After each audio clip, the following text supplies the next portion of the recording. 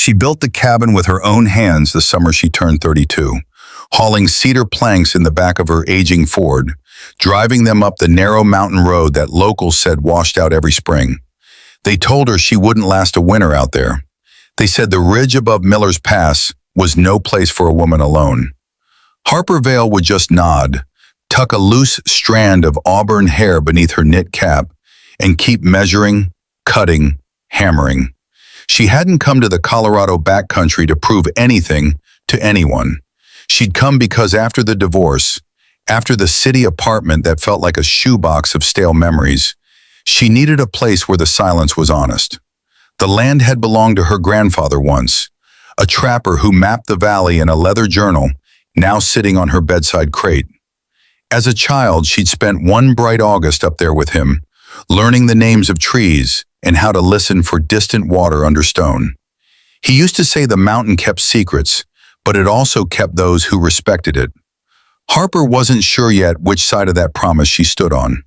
The cabin rose slowly, a single-room structure with a pitched metal roof, a stone hearth, two narrow windows facing east to catch the morning sun. She insulated the walls thick, stacked firewood in careful rows, and installed a cast-iron stove she found at an estate sale. But the real work, the work no one knew about, began after the walls were up. It started as a precaution. That's what she told herself. Every few weeks, she'd hike down to the ranger station for supplies and weather updates. The old-timers there liked to swap stories about storms that swallowed whole herds of elk, about drifts so high they buried cabins to their chimneys. One ranger showed her a photograph from '78, a farmhouse flattened by wind, the family rescued from a root cellar they'd nearly sealed themselves inside. "Up here," he'd said, tapping the image, "you don't survive by hoping." So Harper began digging. Beneath the plank floor, at the far corner near the hearth, where the ground stayed driest, she cut a square hatch and lowered herself into the crawl space. At first it was just dirt and rock, the earth cold and close around her shoulders. She borrowed a post-hole digger and expanded it, hauling buckets of soil out one by one. The work was brutal. Her palms blistered, her back screamed, and more than once she lay flat on the floorboards, staring up at the ceiling beams, wondering if she'd finally lost her mind. But the hollow grew. She reinforced the walls with treated lumber, lined them with plastic vapor barrier, then with plywood. She installed a narrow cot, stacked canned food in milk crates, stored jugs of water, extra blankets, a battery-powered lantern, a hand-crank radio. She ran a small ventilation pipe disguised behind the stone chimney so it looked like nothing more than an odd bend in the mortar. The hatch above she covered with a braided rug and an old cedar chest filled with quilts. To anyone visiting, it was just a rustic flourish. She never told a soul. The first winter tested her, but did not break her. Snow fell heavy in December, sealing the road earlier than expected. For 3 days straight, wind howled down the valley like a freight train. Harper stayed inside, feeding the stove, reading her grandfather's journal aloud, just to hear a human voice. When the storm passed, the cabin stood firm, drifts piled high against its walls like sleeping giants. She climbed onto the roof and shoveled until her shoulders trembled, laughing into the bright, merciless sun. She had done it. She had endured. The second winter came harder. By late January, supplies ran thin. The satellite phone she kept for emergencies flickered in and out, the signal choked by cloud cover. Weather reports hinted at a system building over the Pacific. Cold, dense, unpredictable. Harper listened carefully, adjusting her routines. She chopped double the firewood. She filled every container with water. And one quiet evening, as the sky turned the strange yellow-gray that meant trouble, she lifted the braided rug and opened the hatch. She climbed down and sat on the cot, just to feel it. The air below was cool, but still. Safe. Enclosed. She ran her fingers over the stacked cans, the lantern, the thick wool blankets. "Just in case," she whispered. The blizzard hit 2 nights later. It began with wind, violent, relentless, slamming against the cabin walls so hard the nails seemed to scream. Harper woke to the sound of something cracking outside, a tree perhaps, snapping under the strain. Snow lashed the windows, a white fury that erased the world beyond the glass. She fed the stove until the fire roared, but smoke started backing into the room, curling along the ceiling in dark ribbons. The chimney. Ice. Her stomach dropped. She pulled on her boots and forced the door open against a wall of snow. The cold bit like teeth, immediate and merciless. She climbed onto the drift-packed porch and looked up. The top of the chimney was encased in thick ice, wind driving snow sideways so fiercely she could barely breathe. She tried to chip at it with a small hatchet, but the gusts knocked her sideways. Within minutes her gloves were stiff, her lashes crusted white.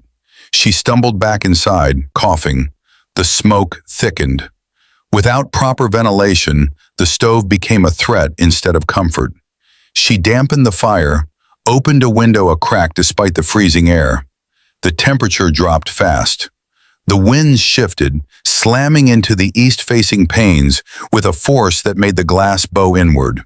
One window shattered suddenly, exploding in a spray of ice and shards. Snow poured in. Harper froze for half a heartbeat, long enough to feel real fear bloom in her chest. Then she moved. She dragged a mattress against the broken window, shoved furniture into place, but the storm was relentless. The roof groaned overhead, a deep, splintering sound that vibrated through her bones. A section near the eaves began to peel back like the lid of a tin can. This wasn't a passing storm. This was the one the ranger had warned about. Her gaze locked on the braided rug. The decision felt less like panic and more like instinct. She killed the stove entirely, grabbed the emergency pack she kept by the door, and yanked the rug aside. The cedar chest scraped loudly across the floor as wind screamed through the fractured window. Snow was already swirling inside the cabin, erasing the neatness she'd worked so hard to build. She lifted the hatch and descended into darkness. Pulling the door closed above her, she slid the internal bolt she'd installed months ago and flicked on the battery lantern. The small room glowed gold, tight and steady. The roar of the storm dulled instantly, reduced to a distant, muffled thunder. For the first time since the glass shattered, Harper breathed. Hours passed, or maybe minutes. Time below ground felt elastic, strange. She listened to the radio, catching fragments of emergency warnings. Record snowfall, whiteout conditions, advisories for anyone in the high elevations to seek immediate shelter. She almost laughed at that. She was shelter. At some point, a tremendous crash reverberated overhead, shaking dust from the beams. She flinched, heart hammering. Another crack followed, then a deep, settling groan. The cabin was taking damage. How much she couldn't know. She wrapped herself in blankets and forced herself to ration her supplies methodically. Sip water. One protein bar. Breathe slowly. The ventilation pipe carried faint threads of air, enough to keep the space from growing stale. She ran her hand along the wooden walls she'd installed, remembering the blisters, the doubts. You don't survive by hoping. On the second day, the storm intensified. The radio signal died completely. Snow compacted heavily against the structure above. She could feel the pressure in subtle shifts of the beams. Once, fine powder filtered down through a seam in the hatch, dusting her hair white. She brushed it off and checked the bolt again. Memories crept in with the silence, her ex-husband's voice telling her she was reckless, unrealistic. Her mother's worried calls. The city friends who'd called the move a phase. For a moment, in the dim golden light, she felt the weight of all their doubt pressing down harder than the snow. Then she pictured the cabin as it had stood in autumn sunlight, strong and proud against a field of amber grass. Even damaged, it was hers. Every nail, every board chosen with intention. If it fell, it would not be because she had been careless. The third night brought an eerie quiet. She woke from a shallow sleep to absolute stillness. No wind, no groaning wood, just the faint hum of her own breath. Carefully, she extinguished the lantern to conserve battery and listened. Nothing. Morning, she assumed it was morning, came with a pale thread of light slipping through the narrow seam around the hatch. Snow reflected daylight even through cracks. Heart pounding, Harper pushed the bolt aside and braced her shoulders under the door. It didn't move. Snow had buried it. A flicker of fear threatened to rise again, but she forced it down. She had prepared for this too. From a crate beneath the cot, she pulled the compact shovel she'd stored months ago, just in case she ever needed to dig upward. She climbed onto the cedar chest beneath the hatch and began to push. At first, only inches yielded. Snow cascaded down in small avalanches, cold against her sleeves. She kept digging, methodical, steady, creating a narrow shaft of light. The air grew sharper, fresher. Finally, with one hard shove, the hatch burst open and a column of white brilliance blinded her. The cabin above was half collapsed. One side of the roof had caved in entirely. Beams snapped like matchsticks. Snow filled the interior waist-deep. The east wall bowed inward, the broken window now just a jagged mouth rimmed in ice.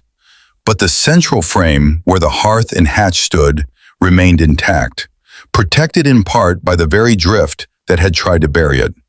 Harper pulled herself up, blinking against the glare. The world outside was unrecognizable, a smooth, endless expanse of white sculpted into towering waves by wind. Trees bent low, some completely swallowed. The road was gone beneath 10, maybe 12 feet of snow. She stood there a long time, breath fogging the crystalline air. Her cabin was wounded, maybe beyond repair, but she was alive. She climbed back down briefly to gather supplies, then sealed the hatch again to preserve what remained below. If aftershocks came, if another storm followed, she would still have that sanctuary. She moved carefully through the wreckage, salvaging tools, stacking unbroken boards, assessing what could be saved. By late afternoon, the distant thrum of helicopter blades echoed faintly across the valley. A search and rescue team sweeping the high elevations once the skies cleared. Harper stepped out onto the drift and waved a bright orange scarf she'd tied to a shovel handle. The helicopter circled once, then dipped its nose in acknowledgement. They would come. But as she watched it disappear to coordinate a landing site, Harper realized something unexpected. She wasn't desperate to leave. The mountain had tested her with everything it had, and she had endured not because of luck, not because someone else saved her, but because she had prepared, because she had trusted her instincts enough to build a hidden room beneath her own feet. When the rescuers finally reached her hours later, crunching across packed snow with wide-eyed disbelief at the damage, they found her calm, steady, already planning repairs. "You're lucky," one of them said, surveying the collapsed roof. Harper looked back at the hatch, barely visible beneath a dusting of new snow. "No," she replied quietly. "I just didn't wait for the worst to decide how I'd survive it." And as the sun set over Miller's Pass, casting long blue shadows across the drifts, she knew she would rebuild. Stronger beams, better bracing, maybe even expand the space below, reinforce it with steel. The mountain kept secrets, yes, but now it also kept a woman who had learned how to keep herself.